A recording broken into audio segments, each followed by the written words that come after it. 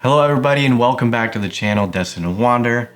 I'm Derek, your host, here to teach you about codecs and why your camera sucks. Just kidding. Why your camera really isn't that important, and using a specific codec and the bitrate of that codec and the bit depth of that codec is far more important for getting a good looking image than using the next camera and shooting in some random codec that it tells you to exposure settings all whack. You're not gonna get a good looking image. And then when you throw it into your editor, you edit up that video, you export with random settings, and you're like, why does it suck? Why does it not look good? Well, I'm gonna tell you, because we're not informed on what are the best settings to use. So in this video, I'll break that down, inform you on it a little bit more, and take you along with the ride. We're gonna get a little nerdy. We're gonna get really nerdy actually, and just break down how do codecs work, what are containers, using bit rates, and showing you some examples of that. And yeah, stay tuned and hope you enjoy the video. In an age where we are constantly bombarded by advertising and marketing teams trying to sell us the next best product, we are the least bit surprised when camera companies do the same things. So why are we so focused on the metrics that really don't matter at all too much in terms of perceived image quality? Well, because those metrics are the ones that get people to buy their products. But this topic is too much of a tangent for the one that I am representing to you today, and will be better suited as its own video. Now, there are more factors at play than just the camera you use. When we film with our cameras, this specific one we use is not really all that important. A lot of documentaries shoot with low quality cameras by today's standards, and have received multiple awards. And another important factor of a good looking image is composition. And in terms of narrative work or storytelling, composition is a vital component in making a shot look good or well crafted. When we assemble a scene in a specific way, it allows us to tell better stories. If our shot is lazy composition and we are shooting with a red 8K camera or an Arri Alexa, it would be really hard to tell the difference even with a smartphone. But if you know the limits of your tools and how to use them well, you can use the advantages of these more expensive cameras and craft an image that gets the most out of them and using the strong aspects that they are designed for. But if we're just going to set up a camera, point and shoot, and not think about anything else, and just try to get a good looking image, we might as well not think about it and just use an iPhone to film everything. And we'll probably be just fine, because we don't really care about getting that maximum image quality. Another important aspect of a good looking image is set design. It goes a long way in narrative work to set the stage for allowing the viewer to believe what they are seeing as something real and actually happening as it unfolds. And again, the point I'm trying to make here is, if you don't know how to use your tools to their limit, it really does not matter the option you go with, as the cheaper option will probably get the job done. But if you want to dial in and get specific, you will have to learn the craft and use the specific tools for the job. Now let's go a little deeper. This is all good stuff, but let me pose a question. What makes one camera better than another? Let's have a few: sensor size, maybe sensor readout or global shutter, interoperability, resolution, and codecs. Let's break down codecs and containers quickly. And this will not be a comprehensive breakdown of codecs and containers. It'll just be getting your feet wet and introducing you to it. So what are codecs? Codecs are specific ways in which, for our cases, video and audio files are compressed and decompressed. They are encoded and decoded. This is used with complex mathematic algorithms, and it's coded using a lot of fancy math. Now, codecs are held in containers. This is similar to packaging something up where the information for the codec, audio and video, are held, and we decode them with a media player. And I think of these as information that tells the media player what type of codec is being used and how to decode it within a specific set of parameters, so the video file can be displayed properly. The type of codec to be used depends on where it is going to be used. And some use cases are editing codecs, finishing codecs, and output codecs. And all of these codecs offer a balance between compression, efficiency, and compatibility. I'll show a little triangle here to demonstrate. I'll make it on a little diagram. It'll be pretty cool. Hey, it is Editing Derek here, and I'm here to explain my balance between efficiency, compression, and compatibility through this little diagram I made. So right here, I'll show you efficiency, compatibility, and compression. All these three parameters are balanced to help a cohesive codec be used in different type of playback environments, or either used as an intermediate codec, editing codec, a recording codec, or an output codec. As you can see, the compression algorithm will deal with reducing the file size to make it smaller and easier for storage. And that'll dictate either a lossless compression, so something like ProRes or DNX will be lossless, and then lossy compression will be anything from H.264, H.265, AV1, VP9, etc., stuff like that. And the compatibility part is focusing on cross-platform support, so support between different operating systems. And examples are Windows, macOS, and Linux. And the other part of compatibility is interoperability between web applications, as you're actually seeing this diagram right now displayed as a web application, and on mobile devices as well. So this balance helps us pick codecs for specific reasons and use them to what they're best suited for in a specific environment. Why is this information useful? I think this information really helps us answer the question that what makes one video have better perceived quality over another. And it's most likely not the camera. It's probably the codec and the data rate of that video file. And the more we look into what codecs, and more importantly the data rate we are shooting in with our camera, the better we can choose the specific codec for our project. When we shoot in a very compressed, low bitrate format and export our video expecting it to be looking like gold, we will be quickly disappointed. But if we record in a codec that has much more frame information to work with, we are allowing ourselves a better starting point before we compress it into an output or delivery codec for the web. And if we are looking at cameras in terms of their IQ or image quality, we can clearly see there is more at play than just what brand and what resolution we want to shoot at. When we start to have a basic understanding of what we are actually asking the camera to do when we press record, it can really help us to use our tools to their fullest potential. So how do codecs play a role in video cameras? When choosing a codec, the most important aspect, at least in terms of cameras, is bitrate. That is to say, how much data is required per second to store the file and the codec itself. I'm being a little general here, but for the sake of this instance, it will be easier to just focus on the data rate, as that will largely determine the quality of the video produced from the camera. Now I'm going to show the GX6, the camera that we're using right now that I use as an example. So we have AVC and HEVC codec wrapped in an MOV container. We also have support for ProRes, which is primarily used as an editing or finishing codec, but we will not go in depth on that here. And if you want a video on that, looking at the advantages and disadvantages of that codec, leave a comment below. Now first, we're going to need to select a file format with some parameters. These parameters are based on profiles and levels. We will choose ABC with a high 10 profile and a level 5.1. In this example, means that we are going to be using the AVC codec to encode our videos from the raw image sensor data into a 10-bit color depth as determined by the 10 and the high 10 profile. The level of the profile determines the maximums for decoding purposes.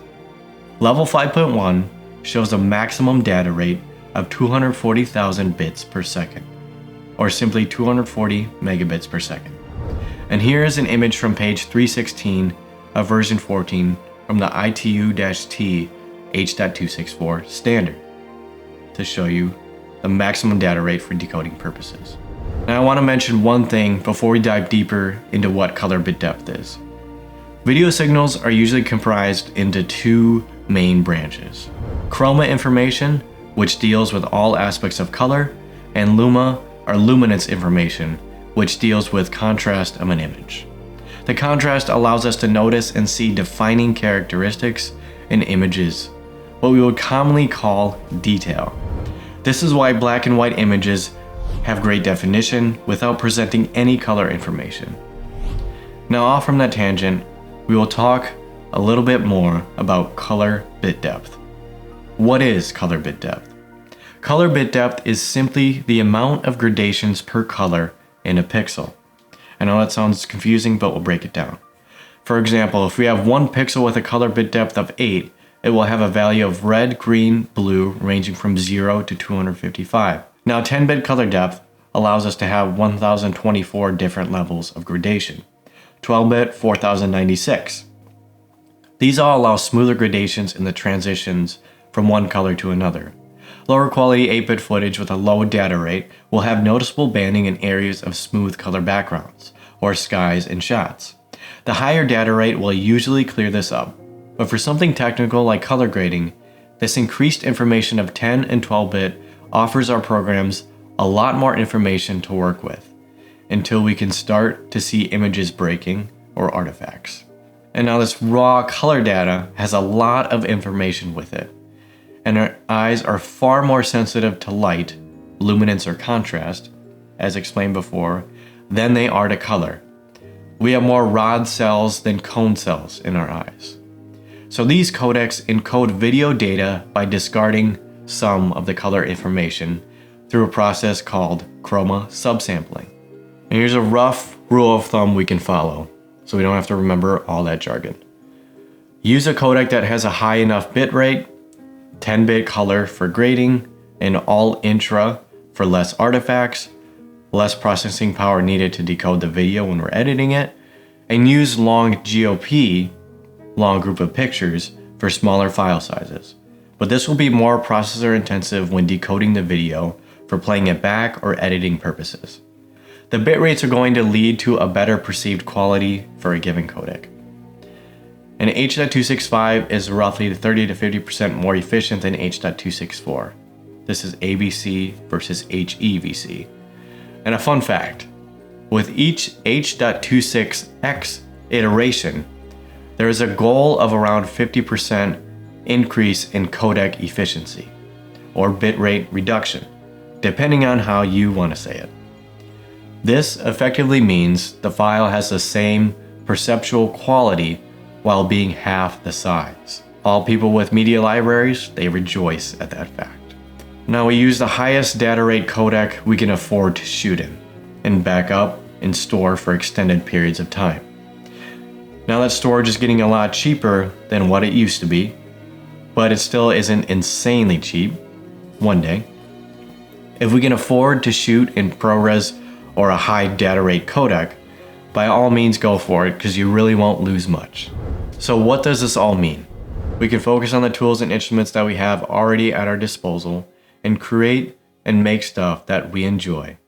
Trust me, I have what I call shiny new object syndrome, and sometimes it is so hard to stop watching videos on the next new camera that is supposed to wash your dishes, fix your car for you, and save the world. I don't know. And it's so easy to get caught up in these marketing traps that companies make. They make us think that we need that next piece of gear, that the one we just bought the previous year is obsolete, it's broken, but this new one is the best thing since sliced bread. And a year later, when they released a new product, now your product isn't good enough anymore. It's not even good enough to look at. You can't even mop the floor with it. And these companies are in the interest of providing tools for a specific purpose, but also they have a marketing team that is really in the business of selling that product to consumers. Whether we really need them or not, we can get caught up in buying it because it's new and shiny, hence shiny new object syndrome. And I get caught up in the numbers and the minute pixel details, but it really doesn't matter. And I sometimes get too caught up in the tech specs and everything else, squeezing out the last bit of every device, really think it's going to matter so much to my workflow when it really isn't. But the truth is, what I have right now is probably fine. And I don't need to upgrade like these companies want me to think I need to. but most cameras nowadays record in roughly the same codecs, using variations of a CMOS sensor from a couple of manufacturers. Yes, the differences can be quite large, but for the most part, these are tools, and they're going to get a specific job done. These tools are used to capture images, and most cameras nowadays are so good that we don't really need to compare pixel to pixel on every single video we shoot, seeing which one is really that much better than the other one. So the moral is, use what you have until it is limiting you in what you want to do. Macro beats micro. Use a simple set of tools to hone your skill set before trying every other tool out there. We should set limits and challenge ourselves to work within those limits. Knowing more about what each setting does can allow us to be better equipped to pick the codec that best suits our needs for a specific video or project. So what's next? What's next for the Destined Wander channel? What are you going to see next? Now I'm looking into doing a video on the best export settings for web content, as this will nicely tie into the information I share in this video. If you really want to know and get nerdy like I do, I will explain what every single menu selection does in DaVinci Resolve, as that is what we use to edit our videos and export, but this will apply to other NLEs or editing softwares. Now, why should you care about what codec I should shoot in or bitrate? Does it really matter? Well, yeah, that's why I made this whole video. Yeah, I think it really does matter because it allows us to use our tools in a more informed manner. And if we go switch to a different tool that we're not used to or comfortable with, we know these codecs, bit rates, and data rate of the whole file will transfer over to these other cameras. Because most of them shoot in a specific set of codecs. Usually it's going to be H.264, 265, or ProRes, maybe DNX, or some RAW format. Maybe Red RAW if you're using Red, but there's only a couple different formats your camera's going to shoot in. So having this basic knowledge and understanding will help us to make better decisions in the field when we're filming for a project. And based on those project's parameters, we can tell if it's some video that's going to go up on YouTube and people don't care about quality watching that video, well, you're probably good shooting almost any codec you want. You can shoot with your smartphone, you can shoot with whatever. But if you're filming a movie for Hollywood or a high-end documentary, you're probably going to want to up that codec bitrate a little bit more, so you get more information out of that video file. And in post-production, when you're editing it, you can manipulate and transform that image more ways you want it to go instead of being restricted in that file format that you shot in. One of the biggest examples of this would be shooting 8-bit versus 10-bit color depth. Now I explained what those were in a little bit more detail. I'm going to explain an example, and this would be shooting in 8-bit, and then you have a nice sky image, but then you want to do some color grading on the file and make it look really nice. But you have a sky and it starts banding and there's blocking and you're kind of frustrated because you're like, well, I really like that image, but I'm very limited on where I can push it. But you shoot, the next person had a little bit more knowledge in the toolbox. He's like, I'm going to shoot this video in 10-bit at a high data rate. And he shoots the video, same shot, panning in the sky or something, and he wants to pull the colors this way and that. Well, he's got a lot more color information than the 8-bit video, and a lot more information in the video file because his data rate was higher. So he's going to be able to pull that image and move it and manipulate it in different ways without breaking the image or imposing artifacts. And that's just one helpful way when we can use our tools to our advantage instead of our tools using us and being limited by our tools.